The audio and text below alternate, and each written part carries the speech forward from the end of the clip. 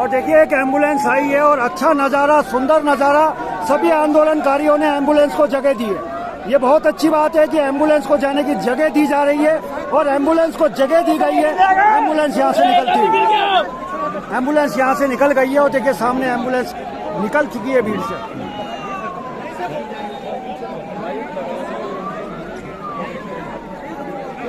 और ये देखिए पूरा का पूरा श्रीनगर श्रीकोट जो रोड है वो जाम कर दिया गया है।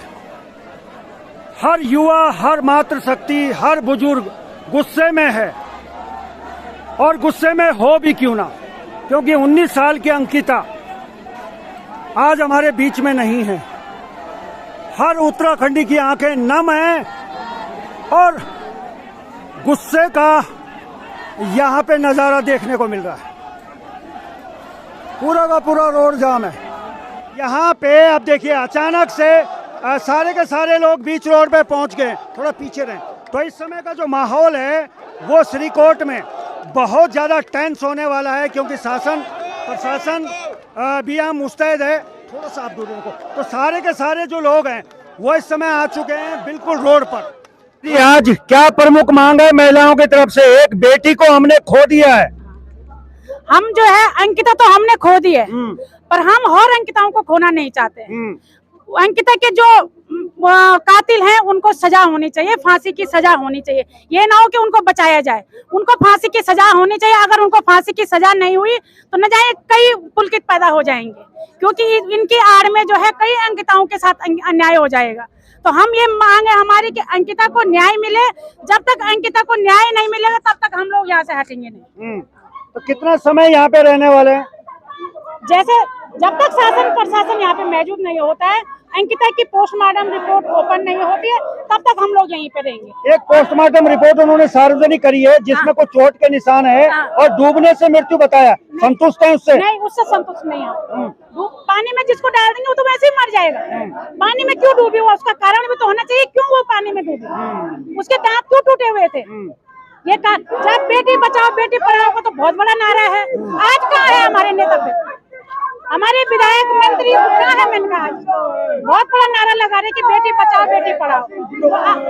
इस क्षेत्र के जो विधायक हैं धन सिंह जी, वो मौके पे पहुँचे हैं यहाँ? अभी तक तो हमें तो कहीं दिख नहीं रहे, शायद हमारे आगे कमजोर होंगे, कहीं दाएं बाएं होंगे तो, पर हमें तो अभी दिखाई नहीं दी। चलिए ठीक है। हाँ चलिए, आंखें कमजोर हमारी नहीं है, इन सत्ता में बैठे हुए सत्तासीनों की आंखें भी कमजोर हो गई है और ये कान से भी बहरे होने लगे।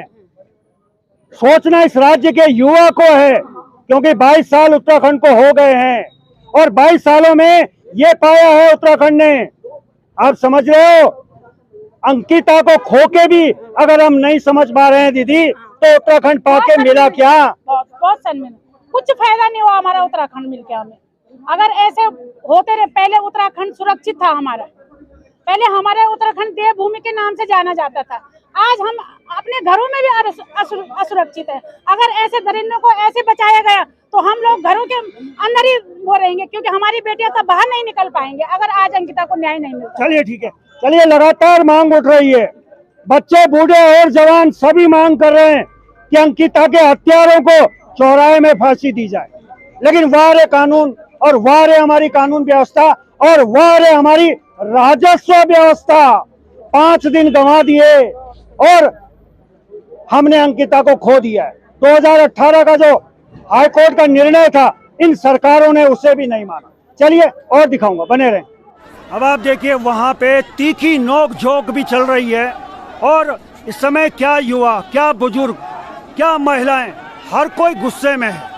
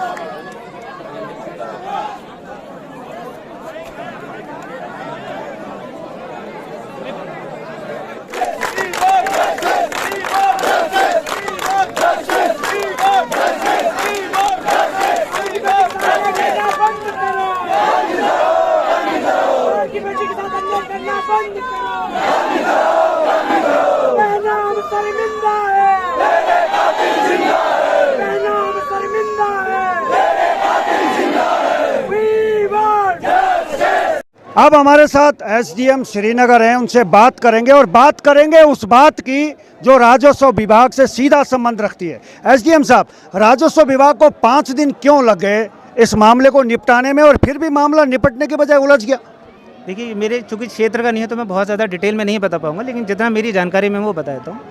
रेवेन्यू पुलिस और रेगुलर पुलिस का जो सिस्टम है उसमें उसकी इनहेरेंट कुछ सिस्टम की भी कमियां हैं, जैसे कि पटवारी पे या रेवेन्यू सब इंस्पेक्टर पे उन्हें रिसोर्सेज होते ही नहीं हैं, और जहाँ पे भी मैटर थोड़ा सा पेचीदा हो, सीरियस हो, वुमेन रिलेटेड हो, या फिर किसी चीज़ में कॉल डिटेल्स की या ट्रेस करने की ज़रूरत पड़ती है तो हम रेगुलर पुलिस को ट्रांसफ़र करने की एक रिपोर्ट भेजते हैं। तो ये सिस्टम के अंदर ही थोड़ा सा टाइम लग जाता है। दूसरा, वहाँ पता चला मुझे कि जो वहाँ का रेगुलर पटवारी था वो वहाँ पे छुट्टी पे था और दूसरे पटवारी के पास चार्ज था जिसको निलंबित करा गया। तो इन्हीं कारणों की वजह से इनसे विलम्ब हुआ। नहीं, ये कारण तो बहुत छोटे लगते हैं सुनने में एसडीएम साहब, लेकिन एक बेटी हमने गंवा दी है और सिर्फ एक पटवारी के ऊपर एक कार्रवाई हो जाती है। पटवारी से ऊपर भी तो अधिकारी होंगे, जवाबदेही तो उनकी भी है। देखिए, इस संबंध में मतलब मेरा कहना कुछ भी उचित नहीं है, ये तो सरकार का निर्णय है उनके द्वारा क्या करें। नहीं, सरकार तो अपने निर्णय ले रही है, लेकिन हमारे अधिकारी भी तो निर्णय लेंगे। एसडीएम साहब, भाई एक पटवारी पे कार्रवाई होगी, लेकिन पटवारी के जो ऊपर है, आपका क्या लगता है? क्योंकि हालांकि आपने कहा है कि मेरे क्षेत्र का मामला नहीं है, लेकिन आपके क्षेत्र का मामला होता तब क्या होता? तब शायद मेरे ऊपर कार्रवाई की बात होती है। हाँ। खैर, देखिए, इसमें कार्रवाई के बारे में नहीं बता सकता। मैं ये बता सकता हूँ कि अभी यहाँ पे क्या चल रहा है और यहाँ की क्या डिमांड्स हैं, उसके बारे में बता सकता हूँ। नहीं, हम यहाँ पे तो चल रहा है, वो तो आप बात बिल्कुल ठीक है, लेकिन हम भी ये जानना चाहेंगे कि आपने कहा राजस्व पुलिस के पास में संसाधन नहीं होते। जब उनके पास संसाधन नहीं थे तो भाई पुलिस को ट्रांसफ़र कर देते। 4 दिन 5 दिन उन्होंने इस पे लगा दिए, और मजे की बात यह है कि पीड़ित परिवार पुलिस के पास में गया और वहाँ उनकी रिपोर्ट ही दर्ज नहीं हो रही थी।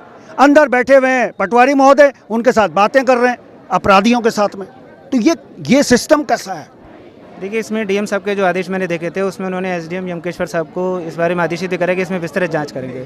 तो जांच के दौर के बाद ही इसमें कुछ कहना उचित रहेगा। मेरी भी जानकारी में है नहीं वहाँ के जो भी सटीक डिटेल्स होंगे ना कि भाई सच में गिल्टी किसकी है, कहाँ देरी हुई है। तो एसडीएम यमकेश्वर वो अभी मौके पे कहीं है नहीं क्या? उनका भी तो ड्यूटी बनती थी। आप आए हैं, बहुत अच्छी बात है, सैल्यूट है आपको, लेकिन वो क्यों नहीं आ रहे? यहाँ पे नहीं आ रहे क्यों? क्योंकि उनका क्षेत्र ही नहीं है यहाँ पे। मतलब यहाँ पे हम लोग हैं प्रशासन की तरफ से संभालने के लिए। डीएम साहब भी यहाँ पर हैं, एसडीएम पौड़ी साहब भी अभी रास्ते में हैं, एडीएम मैडम भी इधर हैं, कमिश्नर साहब भी इधर हैं। तो ऐसा नहीं कि नीचे एसडीएम यमकेश्वर साहब के पास एसडीएम कोटद्वार का भी चार्ज है, यमकेश्वर का भी है, तो उनका वहाँ रहना भी ज़रूरी है। तो आप कैसे निपटाएंगे मामला? ये भीड़ ऐसी है जिसका सिंगल नेतृत्व नहीं है, इसमें नेतृत्व करने वाले कई लोग हैं, और धीरे धीरे हो सकता है पॉलिटिकल लोग भी इसमें घुस जाएंगे, स्थिति और विकट आपके लिए हो जाएगी। कैसे हैंडल करेंगे एसडीएम साहब?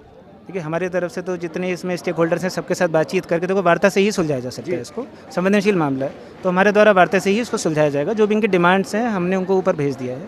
मुझे पूरी उम्मीद है उसमें कुछ ना कुछ सकारात्मक निर्णय लिया जाए। इनकी छोटी सी डिमांड है, ये कह रहे हैं कि बेटे को नौकरी दी जाए और 1 करोड़ 2 करोड़ की इनकी मांग है। तो वो मांग सरकार मान क्यों नहीं लेती है? बहुत बड़ी मांगे नहीं है, हमने एक बेटी को खोया है, क्या लगता है मान देनी चाहिए?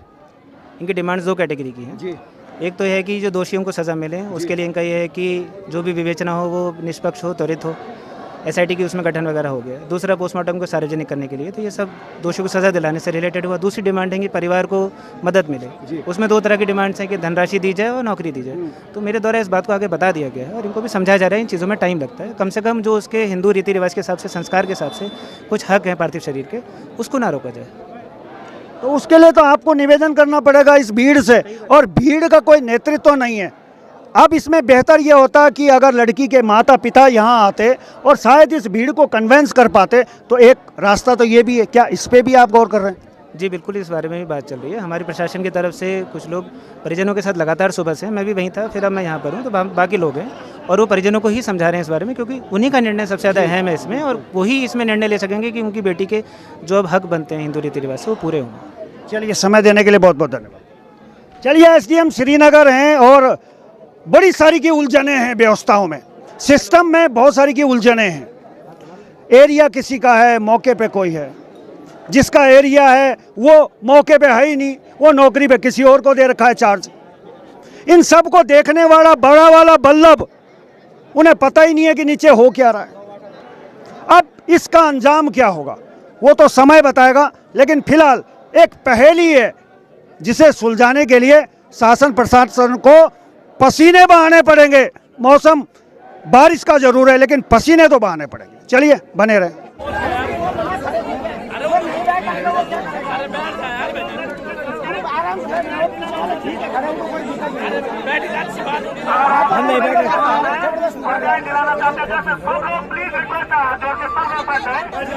बैठ क्या होगा क्या?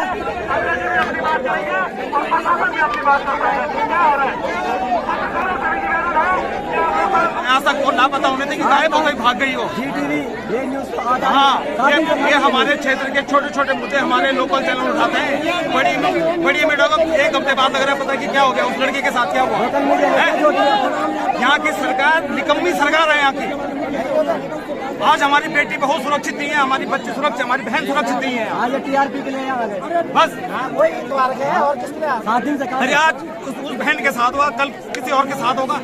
हमें तब तक नहीं रुकना है जब तक उसे फांसी नहीं हुई उन दोषियों को। और जिन्होंने उस दोषी के बाप को शरण दी, जिस सरकार में था वो मंत्री, अगर पहले उसने बहुत कांड किया, अगर वो पहले पकड़ा जाता तो ये काम नहीं होता। अभी बताओ कांड कितने कांड किए उसने, अगर वो अंदर उस समय अंदर हो जाता तो आज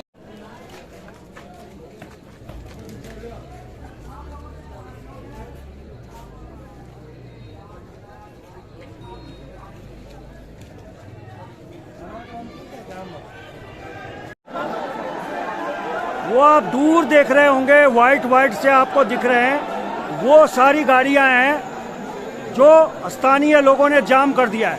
दूर से मैं और थोड़ा जूम करना चाहूँगा, वो आप देखिए, वो आप दूर तक देखिए, वो जो आपको सफ़ेद से दिख रहे हैं वो पूरी गाड़ियों की लाइनें हैं जो पूरी तरह से यातायात को बाधित कर दिया।